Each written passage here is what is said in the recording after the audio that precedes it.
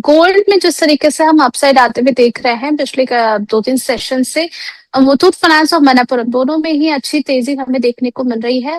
दोनों पर ही आपकी राय क्या रहेगी? स्ट्रक्चर वाइज दोनों में से कौन सा ज्यादा स्ट्रांग है? जी, अगर चार्ट बाय चार्ट कंपैरिजन करें तो मन्नपुरम का चार्ट और ऋषि जी काफी बढ़िया चार्ट है। और हम्म। हमारे जो सब्सक्राइबर्स है निवांटिस के, वहां पर भी हमने काफी बार रेकमेंड किया है। हमारे जो स्मॉल केस के मॉडल पोर्टफोलियो में काफी निचले स्तरों से हमने यहाँ पर एक्यूमुलेट किया। एक डिस्क्लेमर के तौर पे मैं बता रहा हूँ, क्योंकि जो मैंडेटरी डिस्क्लेमर है सेबी का। अब यहाँ पर देखिए एक हम्म। रिवर्सल बना है और स्ट्रॉन्ग क्यों है? अगर मन्नपुरम का चार्ट आप देखेंगे तो अपने 200 से वेल अबव, करीबन 306 के आसपास 200 एसएम है। अब प्राइस जो चल रहा है करीबन 360 के अराउंड चल रहा है। मुथूट की अगर आप हम्म। बात करेंगे तो करीबन 31, 30, 3200 के जोन है। वहां पर अपना 200 एसएम है और उसके नीचे कारोबार कर रहा है। लॉन्ग टर्म में हम्म। मुथूट भी अच्छा है, बट शॉर्ट टर्म अगर आप देखेंगे तो मन्नपुरम का चार्ट काफी बेहतरीन है। और यहाँ से जो रिवर्सल बना है वो करीबन अपने जो प्रीवियस हाइस है 380, 385 के हम्म। जोन में फिर से जा सकता है। स्टॉप लॉस आपका करीबन 340 के अराउंड आप मेंटेन कर सकते हो। ठीक है सर, इसके अलावा HDFC लाइफ देख लीजिएगा, फ्राइडे के सेशन में करीब करीब 2% तक चढ़ता हुआ नजर आया था। काफी करेक्शन इस काउंटर में भी विटनेस हुआ है हमें। बिगर पिक्चर पर आपको कैसा लग रहा है ये काउंटर, और क्या अ, अभी यहाँ पर HDFC लाइफ को अवॉइड करना? जी, देखिए आप फ्राइडे के सेशन में आपने जैसे राइटली पॉइंट आउट किया, सेकंड हाफ में जब क्लोजिंग हो रहा था तब मार्केट में हम्म। सारे जो इंश्योरेंस स्टॉक्स थे वहां पर एक अच्छा स्पर्ट दिखा था। बट हो सकता है हम्म। एक शॉर्ट कवरिंग हो, क्योंकि बड़ी गिरावट थी सारे स्टॉक्स में इंश्योरेंस के स्पेशली, और वहां से हम्म। एक वैल्यू बाय इमर्ज हो रहा हो या फिर एक शॉर्ट कवरिंग प्ले है।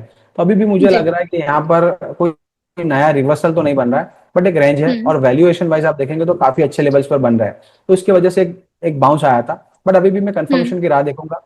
इंश्योरेंस स्पेस में लगातार एक गिरावट बनी हुई है और रिवर्सल्स के हम्म। साइंस आ रहे हैं, बट अभी कंफर्मेशन नहीं हुआ है। थोड़ा सा वेट एंड वॉच करेंगे। ठीक है, और बढ़ चलते हैं व्यूअर्स के कुछ सवालों की तरफ। एक बार फिर से माधव मित्तल जी है।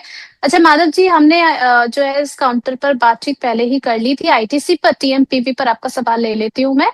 कह रहे हैं कि सर ये TMPV कब चलेगा? फंडामेंटली तो कोई दिक्कत नहीं है, दोनों स्टॉक में होल्ड मैं आराम से कर सकता हूँ 3 से 5 साल तक के लिए।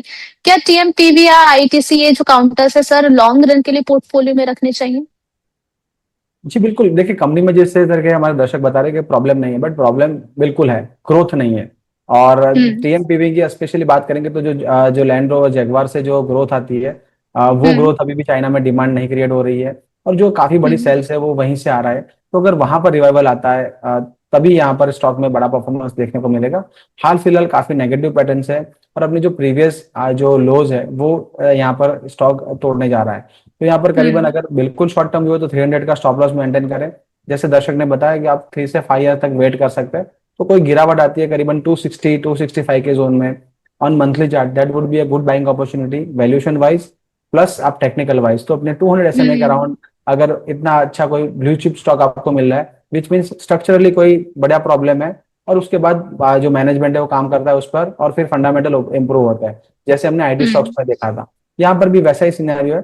थोड़ा सा वेट कर लीजिए, 280, 260 के जोन में आप ऐड करिए और यहाँ पर 250 के एक स्टॉप लॉस के साथ बने रह सकते हैं। ऊपर की तरफ जब रिवर्सल आएगा तब एक बार रिव्यू करेंगे। हाल फिलहाल रिवर्सल के कोई चांसेस नहीं लग रहे हैं।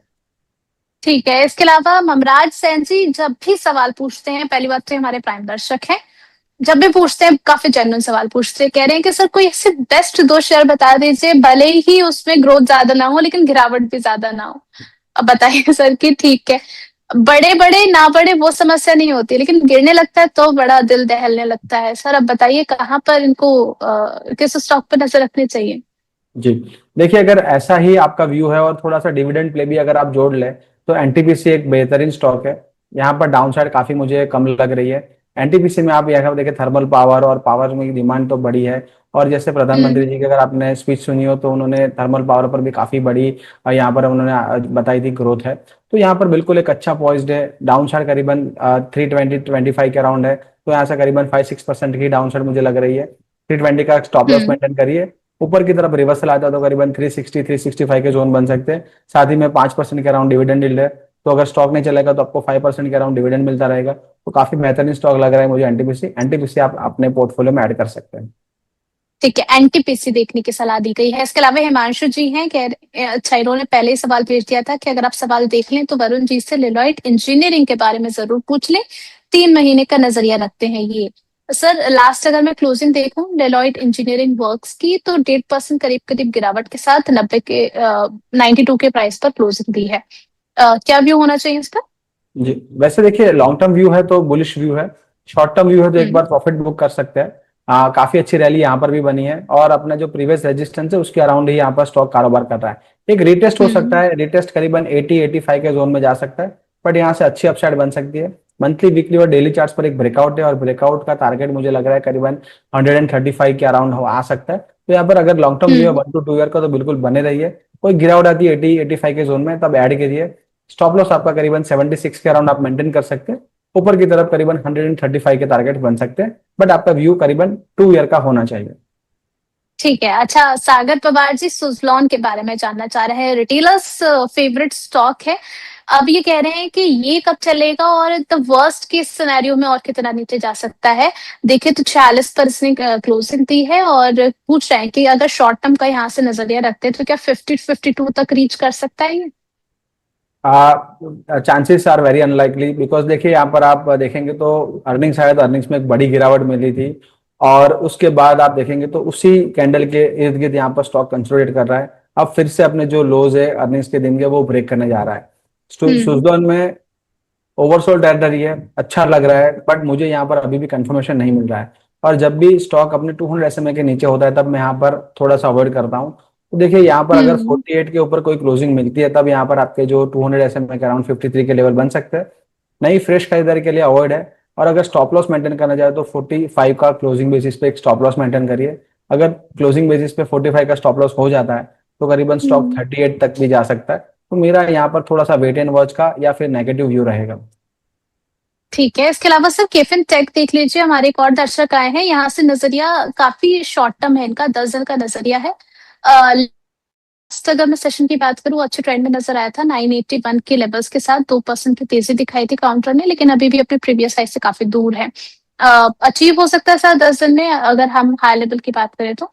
जी बिल्कुल, 940 के स्टॉप लॉस के साथ बने रह सकते हैं। एक अच्छा ब्रेकआउट है, 200 SMA के ऊपर क्लोजिंग है, करीबन 1040 की टारगेट बन सकते हैं। बिल्कुल बने रह सकते हैं। बने रह सकते हैं। चलिए ठीक है। इसके अलावा अगला सवाल, ठीक है, यहाँ पर आरती को लेकर के सवाल आया है, हसमुख जी हैं, आरती इंडस्ट्रीज आई गेस जानना चाह रहे हैं। जी नहीं नो सर, माफ कीजिएगा, आरती ड्रग्स के बारे में जानना चाह रहे हैं ये, इसमें क्या रणनीति होनी चाहिए? जी, देखिए आरती ड्रग्स का अगर चार्ट देखें तो एक अप ट्रेंड बना हुआ है मंथली डेली चार्ट्स पर, higher higher hmm. Lows, but अपने एग्जैक्टली वीकली के 200 SMA के आसपास रिजेक्शन ले रहा है। तो मुझे लग रहा है यहाँ हम्म। पर थोड़ा सा जो अपसाइड है कैप्ड है। यहाँ पर लोअर लेवल्स पर आप बिल्कुल खरीदारी कर सकते हैं करीबन 380-85 के जोन में। स्टॉप लॉस आपका हम्म। 370 का रहेगा। रिवर्सल आता है तो करीबन 440, 400, 440 के टारगेट बन सकते हैं। ऊपर की तरफ अपसाइड कैप है 430 के ऊपर, अगर क्लोजिंग मिलता है उसके बाद यहाँ पर कोई मोमेंटम बन सकता है। तब तक स्टॉक थोड़ा सा कंसोलिडेट कर सकता है। चलिए ठीक है।